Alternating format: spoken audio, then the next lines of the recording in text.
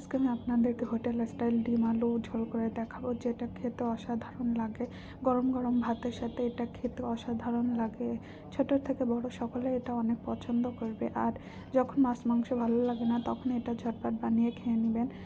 Hello viewers, আসসালামু আলাইকুম, welcome to my cooking channel. সবাই এসে চুলে একটা ফ্রাই প্যান বসিয়ে পরিমাণ মতো তেল দিয়ে সামান্য হলুদ, লবণ, মরিচ গুঁড়া দিয়ে 1 থেকে 2 মিনিট ভালোভাবে ভেজে নিব। আগে থেকে আমি ডিম সিদ্ধ করে নিয়েছি, ভালোভাবে পরিষ্কার করে ডিমগুলো একটু চিড়ে নিয়েছি। এগুলো এখন এই তেলের মধ্যে দিয়ে খুব ভালোভাবে 2 থেকে 3 মিনিট এপিট ওপিট লাল করে ভেজে নিব। খুব ভালোভাবে ভেজে নেবেন। আর অবশ্যই ডিমটা একটু চিড়ে দিবেন, তাহলে ডিমটার ভিতরে মশলা ঢুকবে, খেতে অনেক ভালো লাগবে। ডিমটা ভেজে আমি উঠিয়ে নিয়েছি। ওই একই ডিম ভাজা তেলে আমি এখন ডিম আলুটা রান্না করব। ওই তেলে আমি 1 চা চামচ পাঁচফোড়ন দিয়ে দিয়েছি, 2টা শুকনো মরিচ দিয়ে একটু নাড়াচাড়া করে আগে থেকে 4টা আলু আমি এভাবে কেটে নিয়েছি। দেখলে বুঝতে পারবেন, খুব ভালোভাবে কেটে ধুয়ে নিয়েছি। এখন আলুগুলো এই মশলার মধ্যে দিয়ে খুব ভালোভাবে নাড়াচাড়া করে 2 থেকে 3 মিনিট ঢেকে রেখেছিলাম। দেখুন আলুটা অনেকটা ভাজা ভাজা হয়েছে। এরপর যে আমি 4 চা চামচের মতো পেঁয়াজ বাটা দিয়ে দেবো।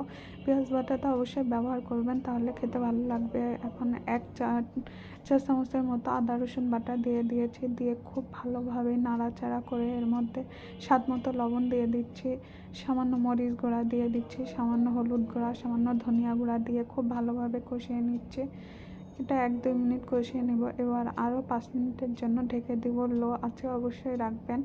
5 মিনিট পরে দেখুন আমার আলুগুলো একেবারে কষা কষা হয়েছে। মশলাটা আলুর সঙ্গে খুব ভালো মতো অ্যাডজাস্ট হয়ে গেছে, মাখো মাখো হয়েছে। এবার যে আমি ভেজে রাখা ডিমগুলো দিয়ে খুব ভালোভাবে কষিয়ে নিব 2 থেকে 3 মিনিট।